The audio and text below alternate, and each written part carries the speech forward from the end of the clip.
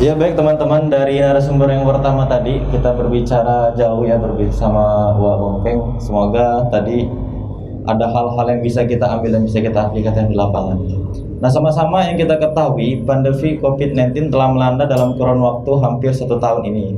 Tentunya kita selaku penggiat alam yang melekat dengan jiwa petualangan semakin rindu untuk berkegiatan.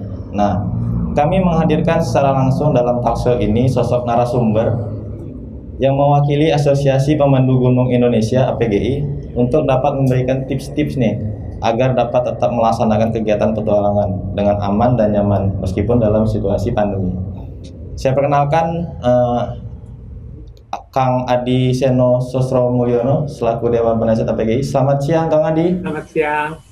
Kedengaran suara saya ya? Kedengaran Kang Adi. Gimana Kang Adi, kabarnya sehat? Alhamdulillah. Alhamdulillah sehat. Lagi di mana nih Kang Adi? Saya di rumah saja, sama seperti Kang Bongkeng, saya terjebak. Terjebak di mana? Iya iya iya iya iya. Sudah lansia, jadi rentan terhadap COVID. Dan Alhamdulillah saya penyintas COVID. Desember kemarin saya COVID. Ya semoga lekas sembuh ya Kang Adi dan hasil tesnya bisa menyatakan negatif dan kembali bisa beraktivitas seperti semula. Ya. Alhamdulillah sudah. Oh ya Kang Adi, ini Om Adi. Om Adi, ini berbicara tema kita nih, bijak berkegiatan di alam bebas. Seperti yang sudah saya sampaikan Om, mengingat APGI turut serta merumuskan protokol kesehatan dalam kegiatan petualangan, sebenarnya bagaimana sih penerapan protokol kesehatan saat berkegiatan di alam bebas, khususnya mendaki gunung? Gimana Om? Ya, terima kasih. Kalau teman-teman yang offline bisa dengar juga ya? Iya bisa Om. Jadi prinsipnya sebenarnya sama dengan lainnya, yaitu kita harus pakai masker, jaga jarak, kemudian kita cuci tangan dan melakukan disinfektan terhadap peralatan yang kita pakai, karena dalam berkegiatan kita butuh banyak peralatan seperti tenda, ransel, alat masak. Jadi itu semua didisinfektan supaya tidak menularkan COVID. Kurang lebihnya itu yang utama. Kemudian sebenarnya kan kalau kita berkegiatan bukan hanya kita sendiri yang berkegiatan, tetapi juga melalui pos pendakian kita akan belanja makanan di restoran. Jadi seluruh ini semua harus juga mematuhi protokol kesehatan. Jadi ini yang APGI upayakan, karena APGI sendiri secara de facto hanya bisa mengatur para pemandunya. Tapi kalau hanya pemandunya yang tertib, peserta pendakiannya tidak tertib, itu tidak akan juga berhasil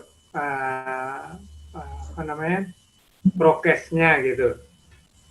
Protokol kesehatannya tidak akan mencapai tujuannya, yaitu mencegah penyebaran COVID ya. Kalau kita belanja makanan di tempat yang juga tidak melaksanakan protokol kesehatan juga akan terjadi sama. Begitu kita masuk ke wilayah pendakian yang masyarakatnya di sekitar situ juga tidak melaksanakan juga sama. Jadi APGI waktu itu berusaha untuk mendorong protokol kesehatan pendakian ini diadaptasi oleh ya tentunya yang bisa mencakup semua pemerintah, dalam hal ini Kementerian Pariwisata dan Ekonomi Kreatif. Alhamdulillah dari November sampai September itu ada kerjasama dan hasilnya protokol kesehatan untuk pendakian yang mencakup semua.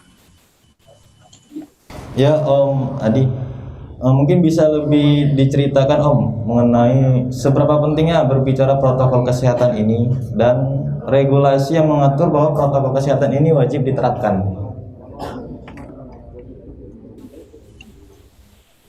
Oke, suara saya tidak terhambat Ya ya? jelas Om di sana. Jadi sebenarnya sudah ada dokumennya mengenai protokol kesehatan pendakiannya, dan teman-teman itu bisa mengambilnya dari websitenya Kementerian Parekraf ya. Jadi mungkin panitia bisa membantu share juga karena dokumen protokol itu sudah juga dibagikan oleh APGI ke DPD Lampung ke seluruh daerah, jadi itu bisa di copy, bisa di download juga dari websitenya Kemenparekraf untuk mengetahui lebih dalam. Jadi kalau ditanya legalitas dari dokumen protokol kesehatan untuk pendakian ini didasari dari keputusan Kementerian Kesehatan untuk mencegah penyebaran COVID. Jadi dasarnya itu kalau kita sebagai warga negara ya harusnya kita mengikuti juga seluruhnya. Jadi ini bukan hanya bukan hanya didasari dari Kementerian Pariwisata saja, tapi juga didasari dari Kementerian Kesehatan, dan juga seperti kita ketahui banyak sekali wilayah pendakian kita berada di Taman Nasional di bawah KLHK, Kementerian Lingkungan Hidup dan Kehutanan ya. Kementerian Lingkungan dan Kehutanan kalau saya tidak salah kepanjangan. Maaf kalau saya lupa. Jadi itu juga sudah didasari. Sementara KLHK sendiri sudah punya standar nasional Indonesia untuk pengelolaan kawasan Taman Nasional termasuk kawasan pendakian kita. Jadi aturan-aturan ini sudah sesuai dengan di sana.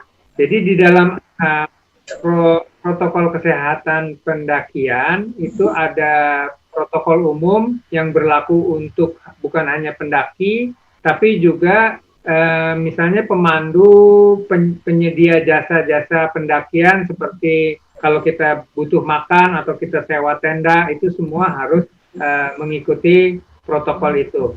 Termasuk pengelola kawasan pendakian, misalnya itu Taman Nasional, termasuk Balai Taman Nasional juga harus melaksanakannya bagaimana dengan itu. Yang prinsipnya tadi yang saya pertama tadi bilang, yaitu jaga jarak, pakai masker, selalu cuci tangan, dan mendisinfektan peralatan yang kita gunakan. Jadi prinsip itu dilaksanakan oleh seluruh stakeholder, seluruh pemangku kepentingan dari kegiatan pendakian, termasuk di dalam aturan khususnya berangkat dari rumah menuju pendakian juga sudah mengikuti protokol kesehatan, pulang ke rumah juga mengikuti protokol kesehatan, termasuk di dalamnya misalnya kita sampai rumah, peralatan kita, tenda kita, ransel kita harus kita disinfektan. Jadi ini sudah menyeluruh. Seberapa pentingnya? Tentu sangat penting, karena setiap hari kita bisa dengar berita banyak sekali orang terkena COVID, banyak sekali orang yang sampai fatal karena COVID, terutama angkatan saya yang udah tua-tua begini. Jadi teman-teman pendaki harap juga melaksanakan protokol kesehatan supaya saya masih bisa naik gunung. Ya benar. Ya memang kondisi COVID-19 ini kita selaku pendaki ataupun penggiat alam bebas perlu namanya berhati-hati dan lebih menerapkan protokol kesehatan ya. Itu juga karena untuk kesehatan kita sendiri. Nah Om, bagaimana untuk penerapan protokol kesehatan sejauh ini? Kalau menurut Om, sudah terlaksana atau belum di setiap baik itu dari stakeholder ataupun tempat-tempat wisata yang lain? Itu tadi yang sebenarnya sudah disampaikan oleh Kang Bongkeng. Jadi banyak sekali pendaki-pendaki pendaki kita yang sekarang ini memenuhi kawasan pendaki yang pengetahuannya masih minim. Jadi memang dari Kemenparekraf maupun dari APGI dan di lingkungan APGI lainnya seperti FMI, Federasi Mountaineering Indonesia, dan berbagai klub-klub yang juga sudah memahami, termasuk seperti sekarang ini kan, kita berusaha menyebar pengetahuan protokol kesehatan dalam pandemi COVID ini. Jadi kita harapkan pengetahuan itu tersebar lebih luas, jadi orang lebih tahu tentang itu. Tapi memang itu memang butuh waktu. Di APGI sendiri juga sudah tersedia video-video yang bisa dilihat mengenai protokol kesehatan. Jadi selain infografis, protokol kesehatan yang dipenuhi dengan gambar yang lebih mudah untuk dipahami oleh orang-orang, terutama kaum muda yang lebih daripada baca lebih senang lihat gambar, atau daripada baca dan lihat gambar, lihat komik lebih senang lihat video. Itu sarana itu semua sudah disiapkan. Yang kita harus bangun adalah tadi kan Kang Bongkeng bilang, selain pengetahuan ada keterampilan dan ada juga sikap, attitude. Sikap apa sih yang kita butuhin untuk mendaki gunung? Sikap yang disiplin, sikap yang curious, kepingin tahu apa perkembangan teknik dari mendaki yang perlu kita pelajari, pengetahuan apa yang perlu kita tambah, itu yang perlu dimiliki oleh seorang pendaki. Nah, sikap ini juga disiplin ini yang kita butuhin dalam menjalankan protokol kesehatan. Kalau udah tahu mesti pakai masker, ya pakai masker, gitu. Walaupun napasnya berat, ya berusaha tetap, apalagi kalau berada dalam kerumunan. Jadi ada kejadian bulan Desember ketika mulai dibuka taman-taman nasional lagi pada bulan November, itu dilaporkan beberapa kejadian di gunung-gunung kita sampai ribuan orang. Jadi tidak terjadi menjaga jarak, malah terjadi kerumunan. Ini yang harus pelan-pelan kita sama-sama semua saling mengingatkan, terus juga menerapkan disiplin. Jadi disiplin yang bisa diterapkan adalah begitu kita lihat jumlahnya itu jauh lebih besar dari yang kita perkirakan bahwa terjadi kerumunan, ya kitalah yang menghindar. Kalau misalnya kita sampai nggak enak untuk ngasih tahu orang, ayo jangan ngumpul, ayo kita gitu, karena ya mungkin kita lihat yang ngumpul itu senior-senior kita agak sungkan gitu.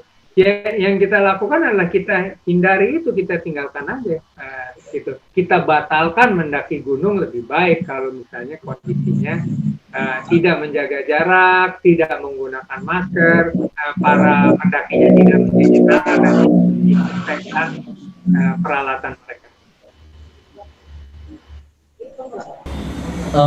Kalau berbicara seperti ini Om, setelah diterbitkannya pedoman CHSE ya, mungkin teman-teman untuk pedoman CHSE pendakian gunung sudah ditampilkan di layar Zoom.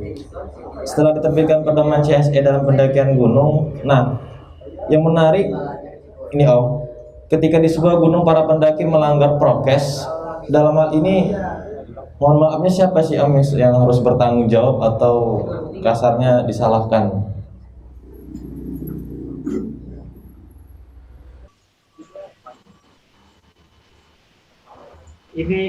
Ini balik ke 3 unsur dari kemampuan kita mendaki, yaitu keterampilan, pengetahuan, dan sikap, ya, attitude.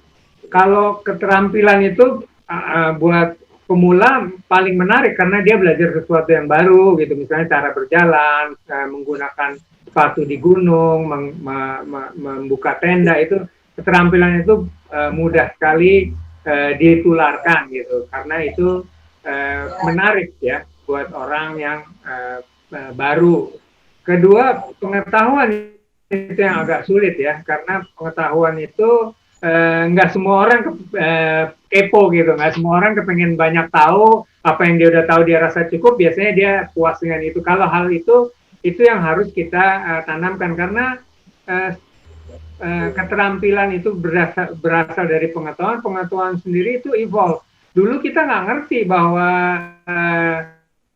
orang naik gunung mesti pakai masker. Sekarang kita ngerti karena ada pandemi COVID. Padahal dari dulu orang kalau naik gunung di atas 5.000 meter biasa dia pakai masker karena kalau kita nutup bagian mulut, hidung kita dan leher itu bagian dari mencegah panas badan kita lebih cepat keluar gitu, menjaga kita. Jadi kalau kita dengan masker, kalau kita menghirup udara yang dingin di ketinggian 5.000, itu juga membantu untuk menghangatkan udaranya supaya ke dalam kita tidak terjadi hipotermia. Jadi dari dulu kita kalau suka naik gunung, kalau udah tinggi, kalau di Indonesia sekitar 2.000, 3.000 udah dingin, kita biasa pakai masker. Tapi sekarang kita tambah pengetahuan. Jadi pengetahuan itu evolving.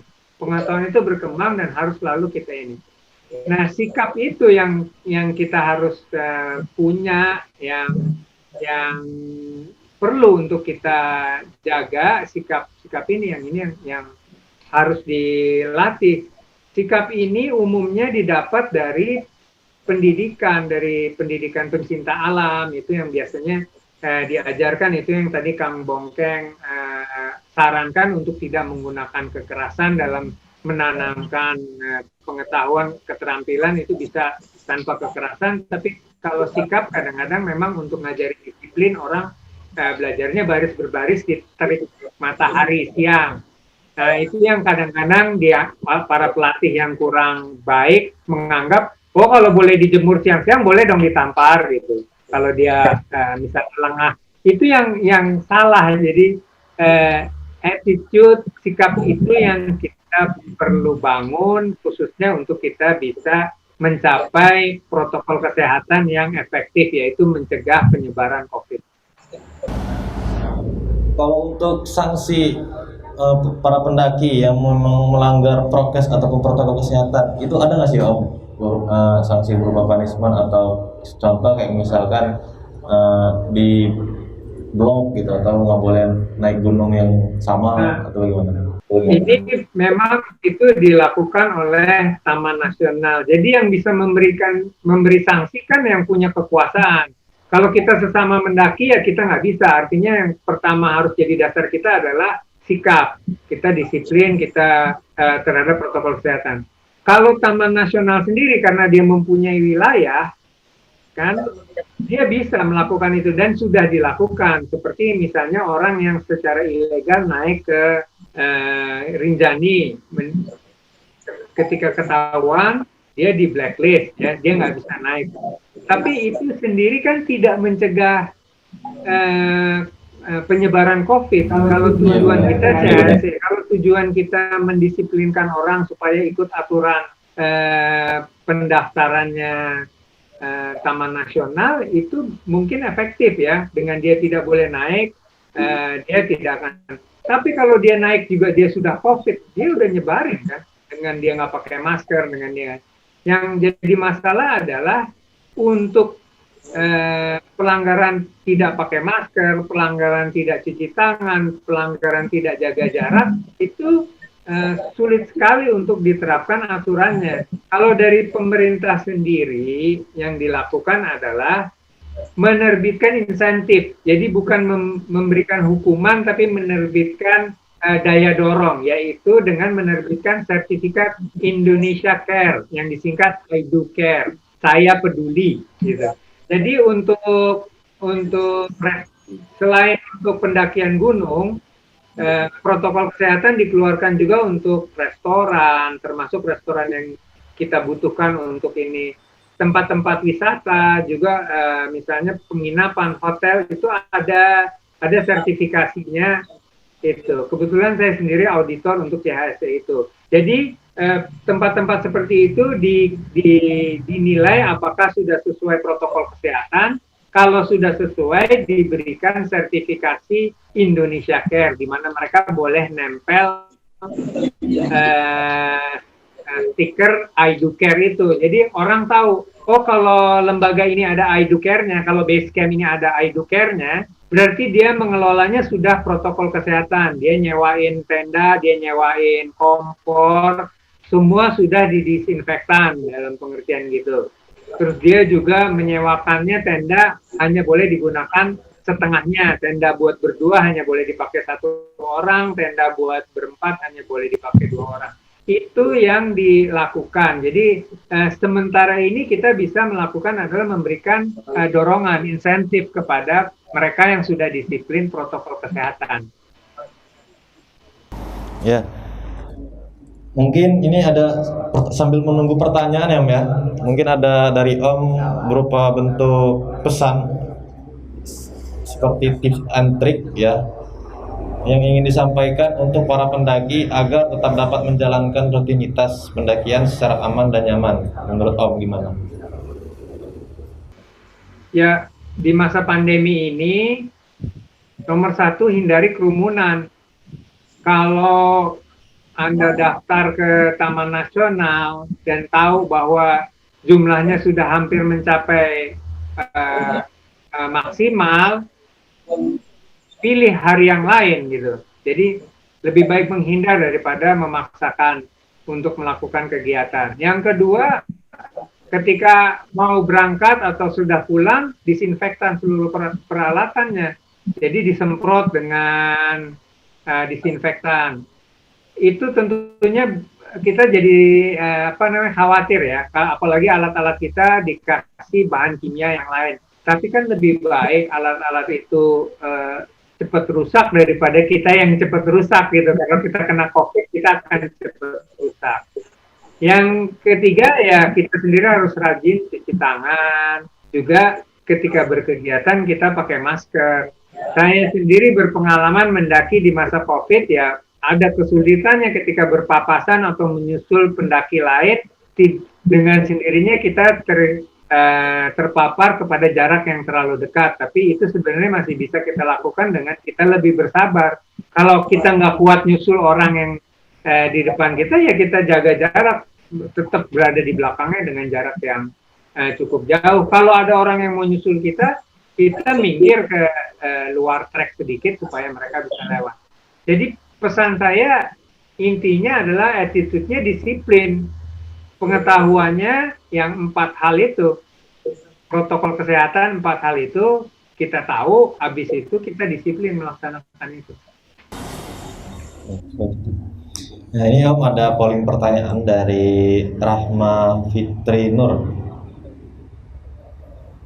Yang pertanyaannya, bagaimana menyikapi kekeliruan yang masih banyak terjadi pada para pendaki di Indonesia yang menganggap enteng gunung di Indonesia termasuk wilayah tropis sehingga lalai dengan peralatan dan juga kondisi fisik maupun mental ketika mendaki. Gimana Om? Ya, itu lebih ke domainnya Kang Bongkeng ya. Jadi ya kekurangan pengetahuan itu sebenarnya di sekarang ini sekaligus promosi APGI ya. Jadi orang itu memiliki kemampuan untuk mendaki harus memiliki pengetahuan, keterampilan dan sikap kan. Kalau dia sikapnya lemah, cepat nyerah, nggak mungkin dia bisa mencapai puncak. Pasti dia gue berhenti sini aja dulu, gue istirahat, nggak nyampe puncak, makanan habis, dia mesti pulang gitu kan ya. Nah, semua ini didapat dari pendidikan. Kalau kita nih anak-anak zaman sekarang kan senangnya belajarnya dari YouTube, dari apa?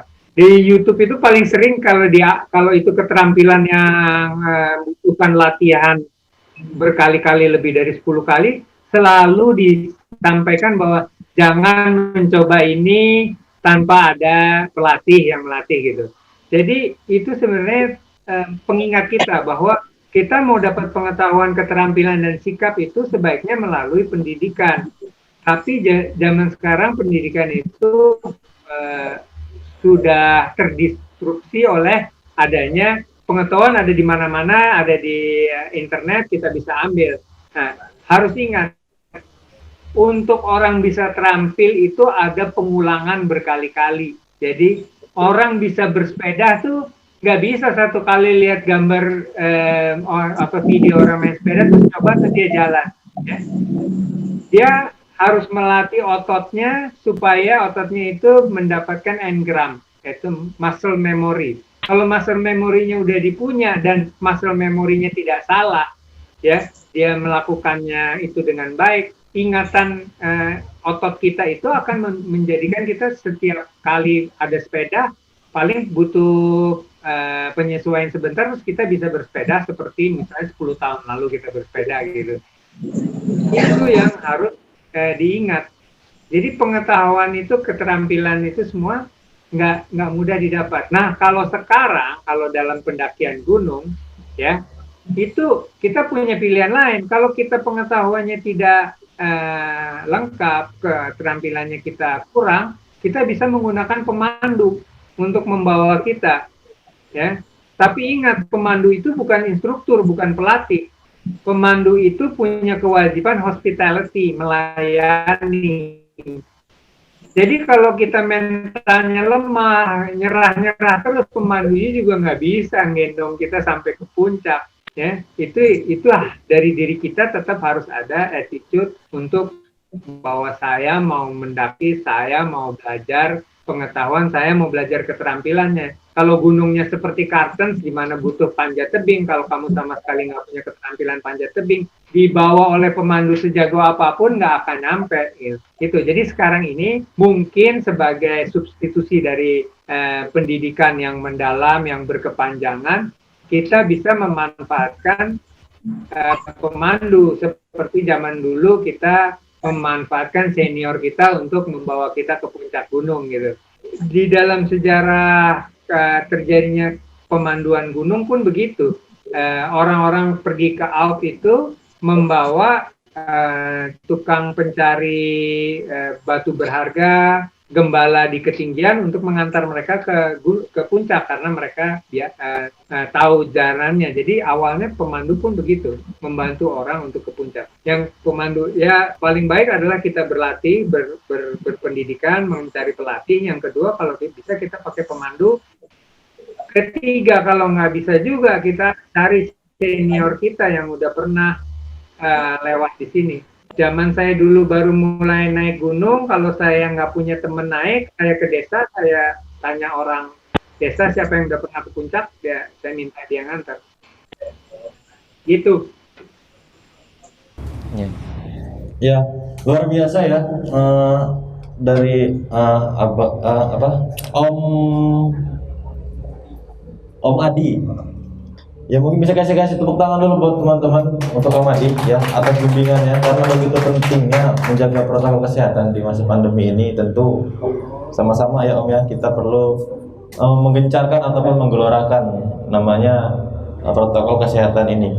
Nah untuk protokol kesehatan ini memang kalau berbicara di kepemanduan gunung sih itu udah ada teman-teman. Nah nanti teman-teman yang pengen tahu dan ingin berkegiatan di alam bebas bisa cari ataupun nanti temuin panitianya ya. Seperti itu. Ya mungkin itu saja Om. Terima kasih Om atas waktunya telah menyampaikan pemaparannya ataupun sharing-sharing keilmuannya, pengetahuannya. Semoga bisa bermanfaat dan bisa kita aplikasikan. Terima kasih Om. Oke.